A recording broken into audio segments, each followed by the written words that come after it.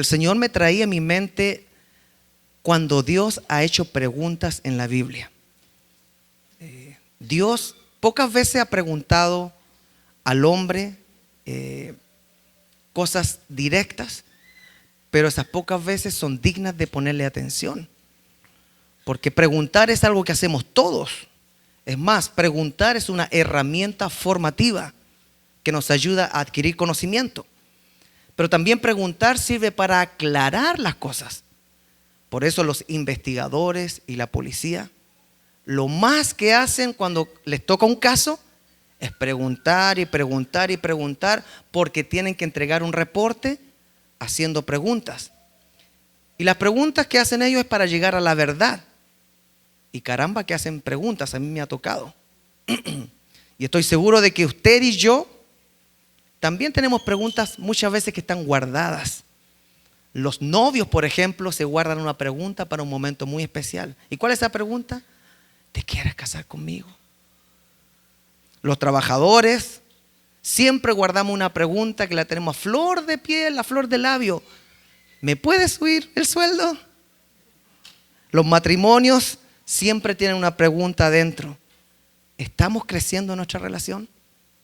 Los niños normalmente preguntan y preguntan.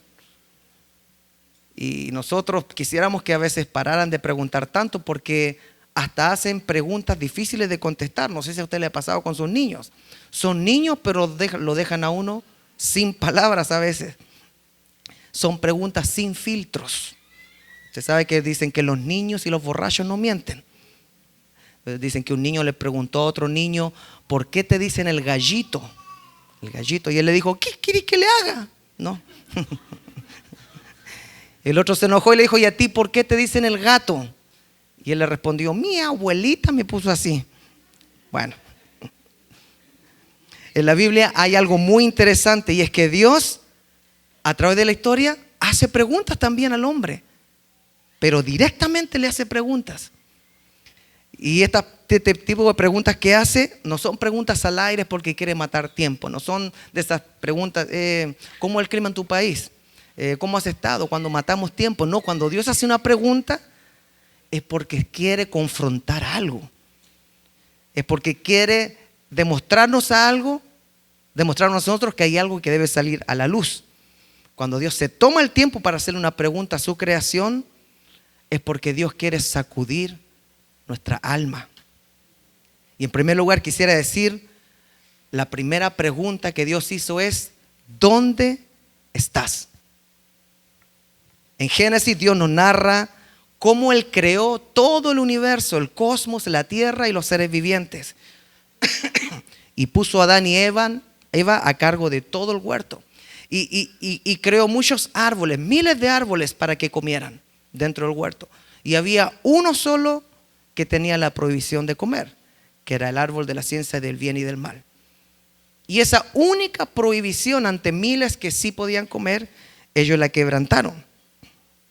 Y fueron engañados por la serpiente y quisieron ser como dioses. Y es aquí donde encontramos a Dios haciéndole la primera pregunta al ser humano. Génesis 3:8 dice: cuando el día comenzó a refrescar, el hombre y la mujer oyeron que Dios el Señor andaba recorriendo el jardín. Entonces corrieron a esconderse entre los árboles para que Dios no los viera. Pero Dios el Señor llamó al hombre y dijo: ¿dónde estás? El hombre contestó: escuché que andabas por el jardín y tuve miedo porque estoy desnudo, por eso me escondí. ¿Y quién te ha dicho que estás desnudo?, preguntó Dios. ¿Acaso has comido del fruto del árbol que yo te prohibí comer? Después de leer esto podemos decir con claridad que probablemente fue Adán el que inventó el juego de las escondidas. Y parece que Dios le siguió la corriente, porque Dios es un Dios tierno y vio a su hijito escondiéndose detrás de un árbol. Mire qué paradójico. Dios crea el cosmos, el universo, Dios crea la tierra, los seres vivientes, y después vemos a Adán escondiéndose detrás de un árbol del Creador. Dios como que perdonó la inocencia de Adán y se rebajó a la actitud que estaba teniendo en su inocencia y le hace una pregunta muy profunda pero sencilla. ¿Dónde estás? Dios, por supuesto, ya sabía que había pecado y que sus ojos se habían corrompido y que se sentía desnudo y avergonzado. Pero Dios quería que a través de una pregunta Adán comenzara a hacerse un análisis de cómo estaba. No era tanto dónde estaba geográficamente, sino cómo estaba. Es decir, Dios miraba a Adán con amor escondido detrás de un árbol, pero quería hacerle ver de que tenían que conversar sobre su estado interior. Y en el fondo esa pregunta, ¿dónde estás?, equivale a un ¿por qué ya no estás a mi lado? Me encantaría creer que eso ya no sucede. Me encantaría creer que nosotros ya no nos escondemos detrás de árboles. Pero la verdad es que cada mensaje que Dios da a la iglesia, muchos de nosotros nos escondemos detrás de nuestros árboles. Y la pregunta sigue siendo, ¿dónde estás? ¿Dónde estás, amada iglesia? ¿Dónde estás, amado hijo? ¿Dónde estás, amada hija? Algunos estamos escondidos detrás del trabajo. Algunos se esconden detrás de una relación o de relaciones en plural. Algunos se esconden atrás de deportes o actividades y tratan de ignorar cuando Dios les está hablando. Algunos se esconden detrás de una adicción, escondida o pública. Algunos se esconden detrás de la lógica, del análisis cognitivo. Todo lo quieren explicar a través de la ciencia. Algunos se esconden a través del humanismo y quieren ser más misericordiosos que Dios mismo. Y sobrepasan los mandamientos de Dios porque ellos quieren ser mejor. Algunos se esconden detrás de una religión y evitan tener una relación con Dios, pero son fieles al método de una religión. Algunos se esconden detrás de la belleza y se enfocan en cuidarse en todo sentido. Algunos se esconden detrás de las posesiones materiales y siempre cuando Dios les habla o les pregunta dónde están, siempre están atendiendo un negocio, una casa, un auto, unos pesitos más, un trato que están tratando de hacer, valga la redundancia, algún negocio que están haciendo en su país. Siempre están escondidos detrás de su propio árbol. Pero la verdad es que en este año, después de más de 2000 años de que Jesucristo ascendió, Dios sigue preguntándole a la iglesia, ¿dónde estás? Dime qué te ha pasado, pero por favor, sal de tu escondite. ¿Y por qué pregunta esto Dios? Porque el Salmo 139 dice claramente, ¿dónde puedo esconderme de tu espíritu?, dice el salmista. ¿Cómo podría huir de tu presencia? Si subiere yo a los cielos, allí estás tú. Si me tendiera en el sepulcro, también estás allí. Si levantara el vuelo hacia el sol naciente, o si habitara en los confines del mar, aún allí tu mano me sostendría. Tu mano derecha no me soltaría. Si quisiera esconderme en las tinieblas y que se hiciera noche la luz que me rodea, ni las tinieblas me esconderían de ti. Pues para ti la noche es como el día, para ti son lo mismo las tinieblas que la luz. En este día, amada iglesia Clickside, la primera pregunta que Dios nos quiere hacer hoy, en el año 2023, sigue siendo, ¿dónde estás? ¿Dónde estás tú, amado? ¿Dónde estás tú, amada? Sal de tu árbol.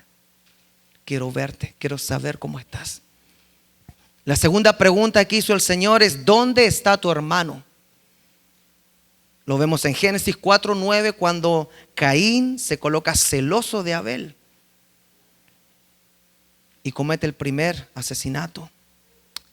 Verso 9 del capítulo 4 dice, y Jehová dijo a Caín, ¿dónde está Abel tu hermano? Y él respondió, no sé, ¿soy yo acaso guarda de mi hermano? Muchos leen este texto, pero no perciben que la respuesta siempre se ha encontrado en este texto. Dios no hace preguntas sin sentido. Dios no hace preguntas tontitas. Todo lo contrario, cuando Dios pregunta algo, en la misma pregunta está describiendo la respuesta. Entonces Caín dice, ¿soy yo acaso guarda de mi hermano? La respuesta es un rotundo sí, por eso te estoy preguntando. Tú eres guarda de tu hermano, por eso te pregunto, ¿dónde está tu hermano?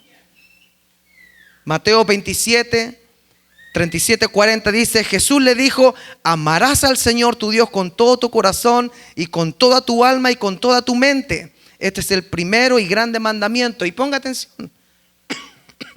Y el segundo es semejante. Amarás a tu prójimo como a ti mismo.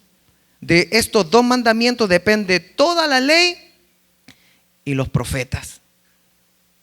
Ese prójimo que estaba describiendo Jesús les estaba aclarando que ahora ya no era solamente los judíos, porque en el Antiguo Testamento ya les había dicho en Levítico que amarás a tu prójimo de tu pueblo, sino que ahora le estaba hablando, amarás a tu prójimo aún fuera de tu pueblo, o sea, a todo el mundo.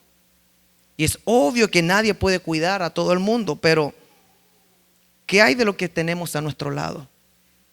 ¿Qué hay si empezamos a ordenar esta pregunta? ¿Quién es mi prójimo? ¿Quién está más cercano a nosotros? El que está más cercano a nosotros siempre es nuestro esposo o nuestra esposa. Después vienen los hijos, los familiares de origen y la familia de fe, los amigos. Y aquí quiero detenerme un poquito. Acabamos de decir que Dios siempre que hace una pregunta es porque quiere sacar a la luz algo, quiere enseñarnos algo y la pregunta siempre está dando la respuesta. De forma implícita quizás, pero está dando la respuesta. Ahora yo quisiera identificar esta pregunta a nivel personal. Y yo le diría, por ejemplo, hermanas casadas, ¿dónde está tu esposo? Hermano casado, ¿dónde está tu esposa? Y no me vaya a decir en la casa viendo el partido, o aquí al ladito lo tengo, porque no se trata de ubicación geográfica. Dios sabe dónde está su esposo, Dios sabe dónde está su esposa, Dios sabía dónde estaba Abel.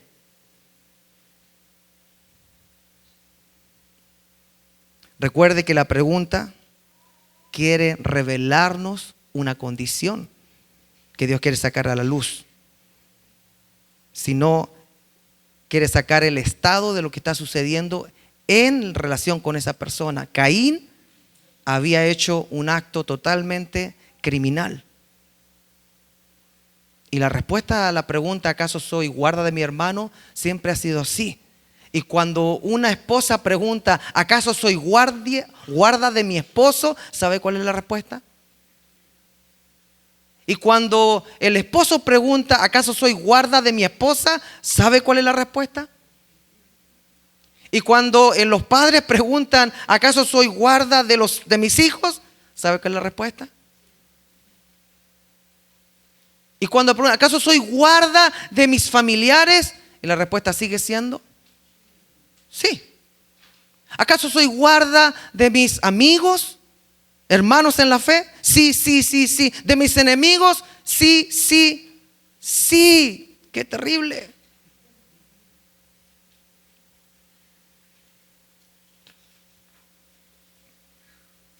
Y la reacción natural de alguien puede ser, esto está difícil. Yo puedo amar a los que tengo a mi lado, pero a medida que me voy distanciando se coloca muy difícil. Pues partamos con los que están al lado de nosotros. Génesis 2:24 dice, por tanto dejará el hombre a su padre y a su madre y se unirá a su mujer y serán una sola carne. ¿Qué significa ser una sola carne? Otras versiones, este mismo verso, lo dicen de la siguiente manera. Y los dos serán una sola persona. Otro dice, y los dos se convertirán en un solo ser.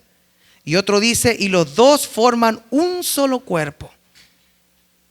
O sea, esposos, nosotros sí somos responsables de todo lo que le pasa, de todo lo que necesita nuestra esposa, en la medida que nosotros podamos proveer, dar, estar ahí. Esposas, ustedes delante de Dios sí son responsables por sus esposos, de mantenerlos en todo lo que ellos necesiten, en todo, y todo es todo. Hello.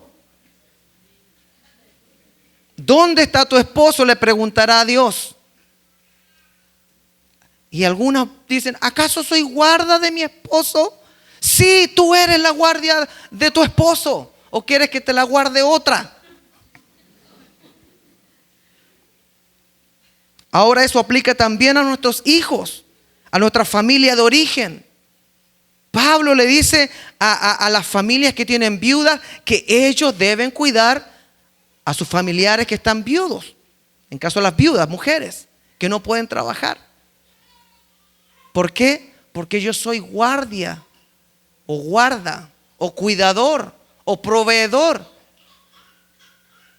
de mis hermanos, partiendo de los que están más cerca de uno. La tercera pregunta que Dios hizo, se tomó el tiempo para hacer al hombre, es: ¿dónde estabas tú cuando yo creaba todo?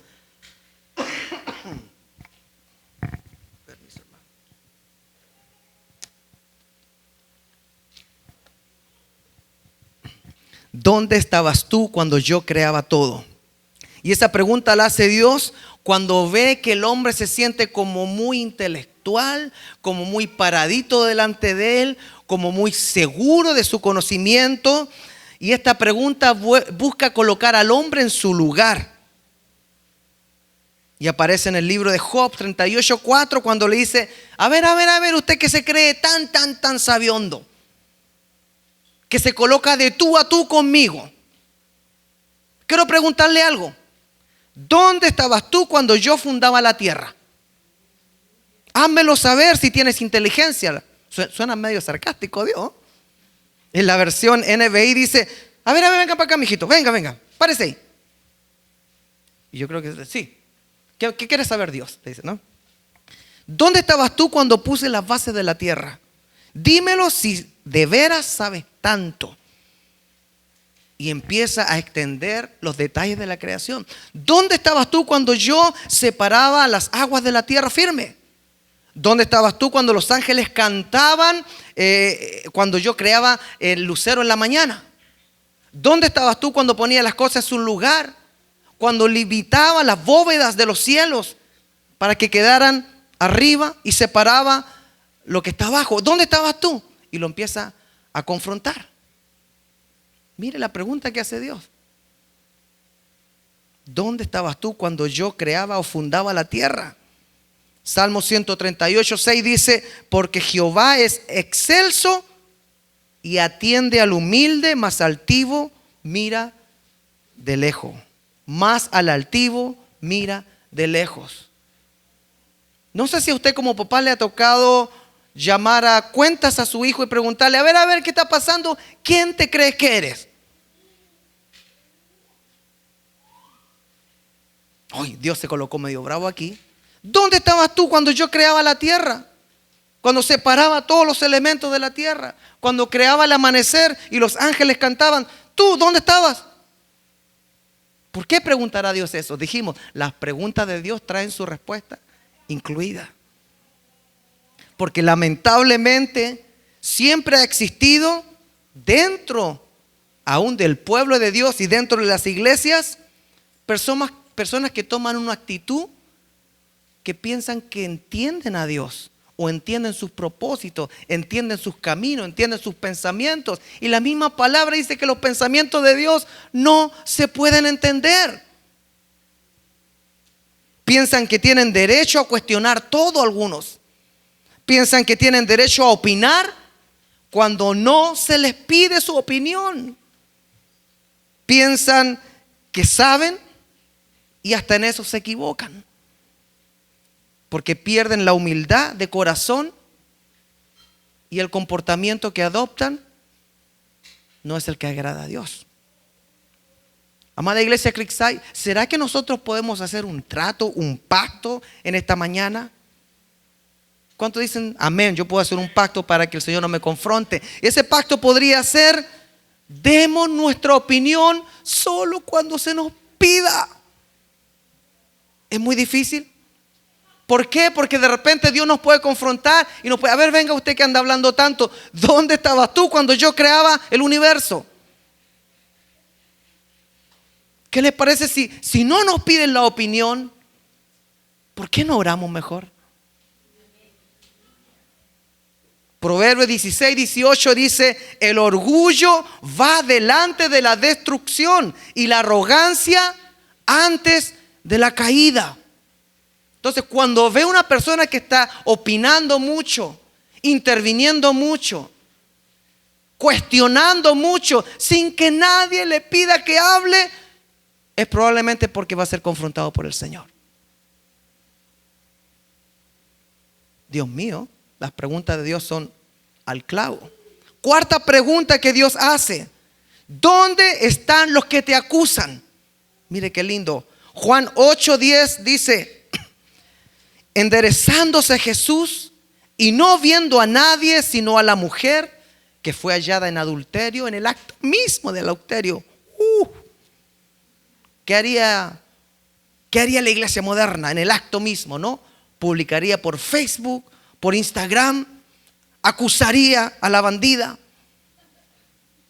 Entonces Jesús, viendo y no viendo a nadie sino a la mujer, le dijo: mujer. Y viene otra pregunta de Dios. Jesucristo, el Hijo de Dios, segunda persona de la Trinidad. Qué lindas son las preguntas. ¿Dónde están los que te acusaban? ¿Ninguno te condenó? Ella dijo: ninguno, Señor. Entonces Jesús le dijo: ni yo te condeno, vete y no peques más. Sí estaba pecando, pero yo arreglo la parte de la paga del pecado es muerte, porque yo muero. Tú solamente vete y no peques más. Amada iglesia Creekside, la labor más antigua y continua de Satanás es andar acusándote a ti y a mí, a usted y a usted, a todos. Y no solamente acusa, sino que él es el padre de mentiras. Y eso lo hace ahora mismo.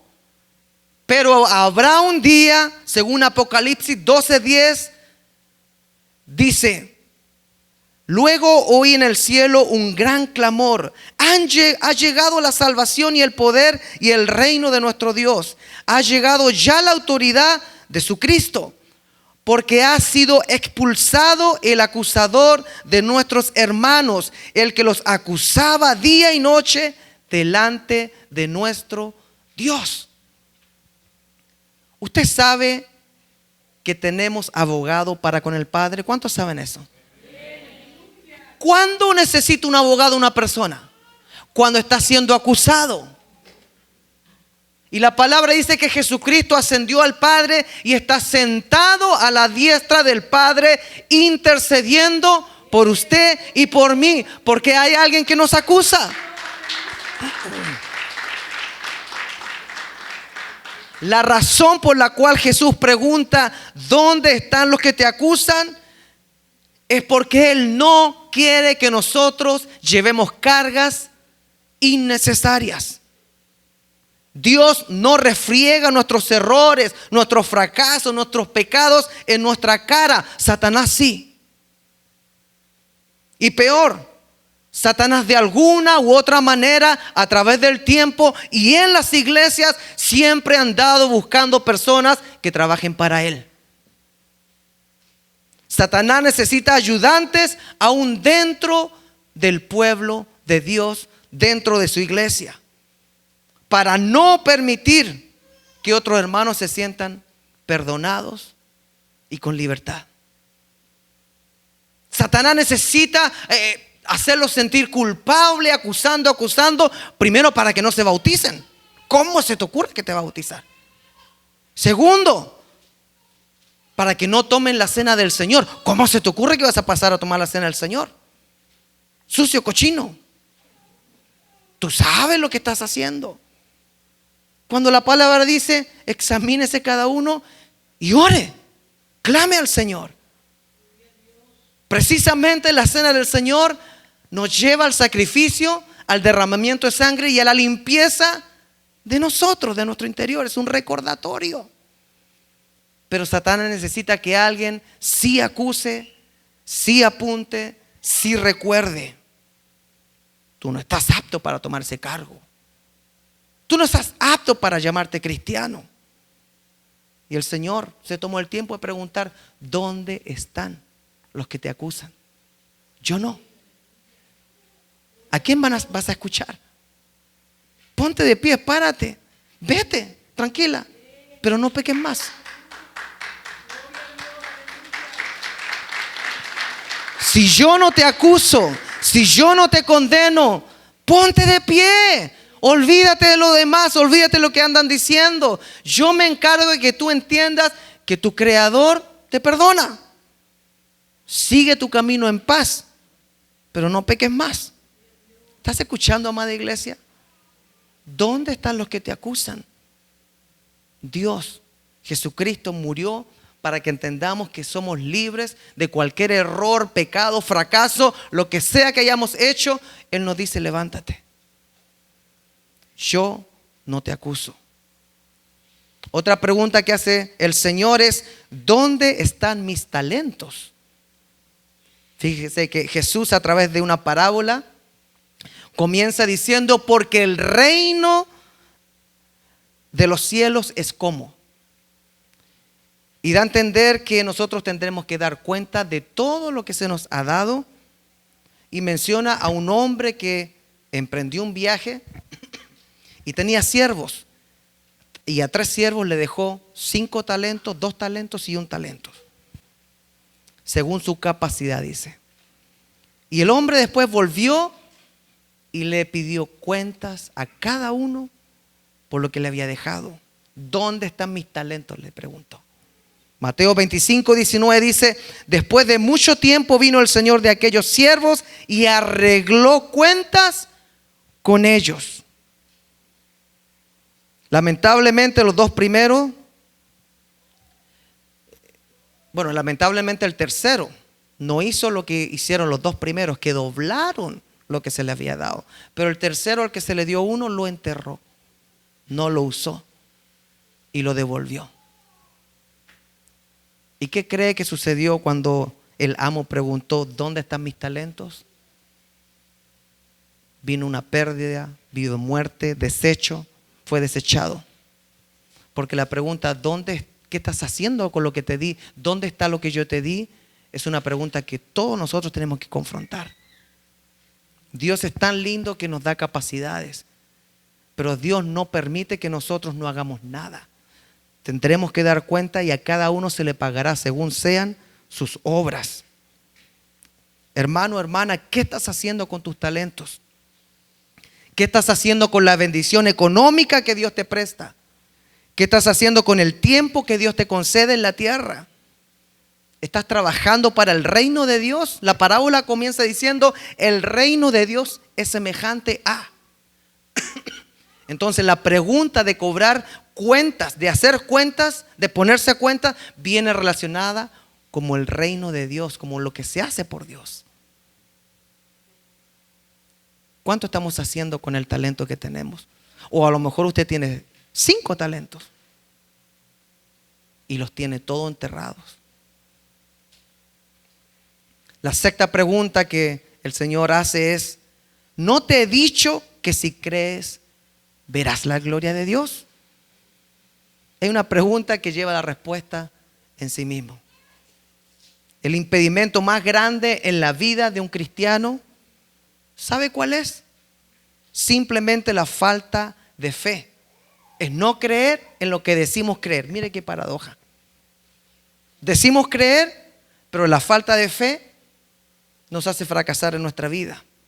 Marta y María mandaron a buscar a Jesús porque su hermano Lázaro se estaba muriendo y Jesús se tardaba y después murió Lázaro y después de 4 días aparece Jesús. Después de 4 días muerto, el cuerpo apestaba, dijeron. Juan 11, verso 21: y Marta dijo a Jesús: Señor, si hubieses estado aquí, mi hermano no habría muerto. Verso 32, María llega ahora. Cuando llegó a donde estaba Jesús, al verle se postró a sus pies diciéndole lo mismo: Señor, si hubiese estado aquí, no habría muerto mi hermano. Es en esta ocasión que Jesús hace una pregunta a modo de corrección. Es decir, quería denunciar la falta de fe que tenían ellas. Y eso sucede mucho con nosotros también.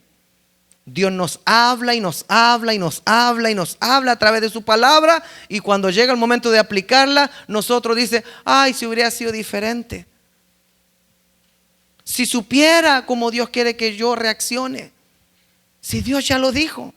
Lo que pasa es que no creemos lo que decimos creer.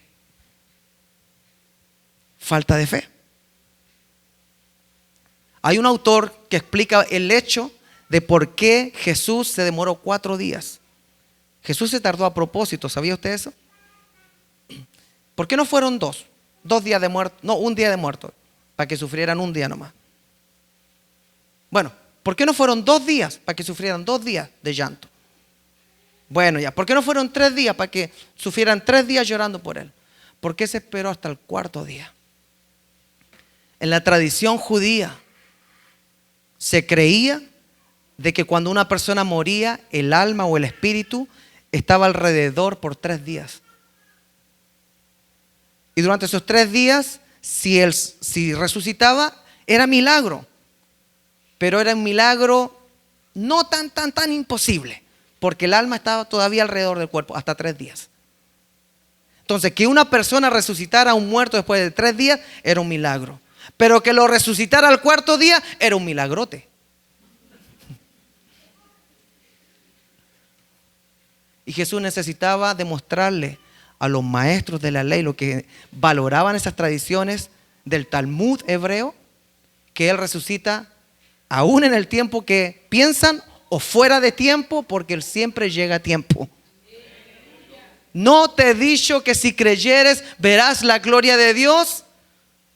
¿Y por qué estamos clamando y llorando como si Dios no tuviera el control? ¿Acaso nos gusta que nos llame la atención? Otra vez llamando la atención el Señor. Pero venga para acá.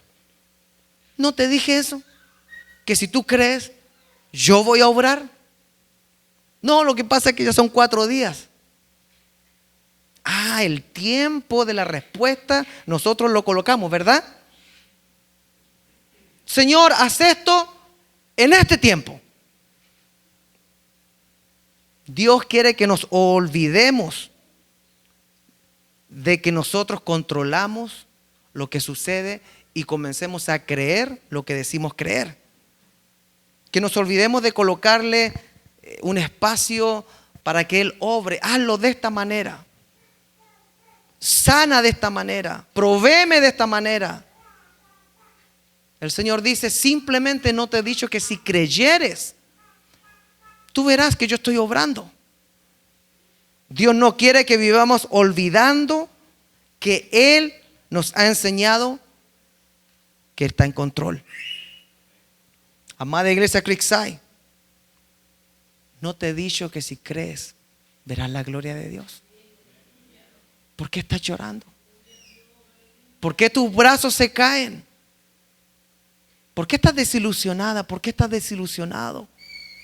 ¿Por qué se está apagando el gozo que Pablo dice: aviva el fuego del don de Dios que está en ti? Es que me falló el Señor. ¿Realmente te falló? Y termino con la última pregunta que hizo Jesucristo antes de ascender. 2 palabras: ¿me amas? Qué lindo escuchar a Dios preguntándole cosas a uno. Esta pregunta es muy corta, pero tan profunda. Jesús se la hizo 3 veces a Pedro después de que Pedro lo abandonó y lo negó. Juan 21:17 dice: le dijo la 3.ª vez: Simón, hijo de Jonás, ¿me amas? Pedro se entristeció de que le dijese la 3.ª vez: ¿me amas? Y le respondió: Señor, tú sabes todo.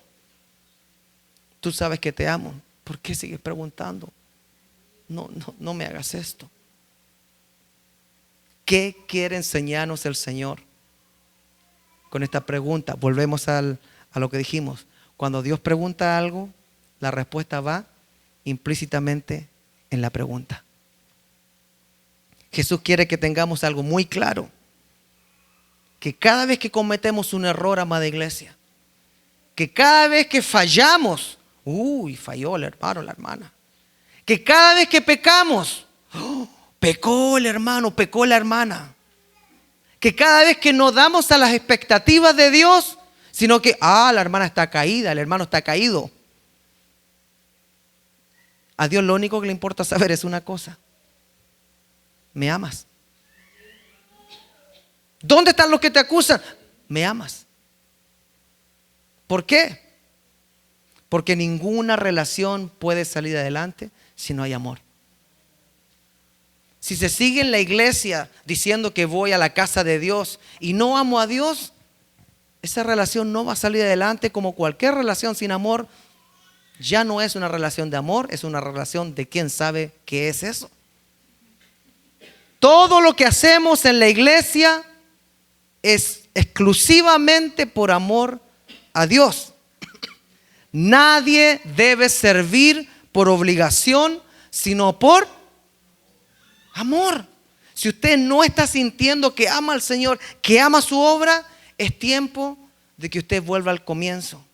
Dice una canción: si acaso se me olvida, si acaso se me escapa, llévame al madero, al lugar de nuestro encuentro. Llévame al lugar donde comenzó nuestra amistad. Llévame a la cruz. Dios no quiere personas sirviendo en piloto automático. Fíjese que aún hasta la condición para ofrendar en la iglesia y para diezmar es la siguiente. 2 Corintios 9:7. Cada uno dé como propuso en su corazón, no con tristeza ni por necesidad, porque Dios ama al dador alegre. Entonces, cuando usted se siente presionado y siente que no entiende y por qué, no dé nada. Dios no se va a enojar. Dios va a mandar a alguien que le eduque en la vida cristiana. Por eso los asaltos dentro de la iglesia no deben existir, sino solamente personas alegres de aportar al reino de Dios. Cosa que cuando se vayan a la tumba tengan una cuenta que dar cuando el Señor les diga: ¿qué hiciste con los talentos que te di? Sí, yo te voy a decir lo que hice. Aporté a la obra, dediqué mi tiempo, ayudé al hermano, ayudé a los huérfanos, ayudé a las viudas. Tenemos videos aquí de hermanos que en el invierno van a dar de comer a los homeless en Seattle. Dios no va a olvidar el servicio que hacemos en su obra. Para los suyos primeramente, dice, a los hermanos en la fe. Dios no va a olvidar detalles. Dios no va a quedarse con ningún pago merecido, porque Él no es injusto para olvidar el servicio que se ha dado para los santos, dice su palabra. Pero a Él le interesa saber una sola cosita: ¿me amas? Si una relación matrimonial llega a consejería, lo primero que hay que preguntar es lo siguiente: disculpe hermana, disculpe hermano, ¿se aman todavía? Porque a la fuerza dicen que ni los zapatos entran, ¿no? Y algunos están en la iglesia a la fuerza, pareciera. Yo quisiera terminar haciendo una pregunta de parte de Dios a Iglesia Creekside. El Señor sabe que fallamos. El Señor sabe que cometemos errores. El Señor sabe que estamos pasando por dificultades. Sabe que estamos pasando por enfermedades, algunos en sus hogares. Pero el Señor tiene una sola pregunta. Él sabía que había muerto Lázaro, pero trae una pregunta solamente. Sabía que había fallado Pedro, pero vuelve a traer una pregunta, y esa pregunta la trae hoy a Iglesia Creekside. Porque lo único que le interesa saber a Jesucristo es si esta iglesia, en esta ciudad, en este estado, en este país, en este continente, hay gente que le ama. Juan 3, 16, 18 dice: porque de tal manera amó Dios al mundo, que envió a su Hijo unigénito para que todo aquel que en Él crea no se pierda, mas tenga vida eterna. Y ahora viene lo importante. Verso 17. Porque no envió Dios a su Hijo al mundo para condenar al mundo, sino para que el mundo sea salvo por Él. El que en Él cree, esta es la condición. O sea, el que lo ama no es condenado. Pero el que no cree, el que no llega a amarlo, ya ha sido condenado, porque no ha creído en el nombre del unigénito Hijo de Dios. Qué privilegio más lindo es saber que Dios no espera que seamos perfectos, sino que lo amemos. ¿Quién de nosotros echaría de la casa a un hijo porque comete un error, o porque comete 5, o porque comete 10 o 1000 durante toda su vida en la casa? Uno lo siente y lo llama, ¿no? Lo coloca a cuenta. En Chile decimos el atrinque, lo atrinca. Pero no lo echa porque lo ama. Hoy domingo el Señor llamó a Trinque a la iglesia Creekside con 7 preguntas, pero la última es la más linda.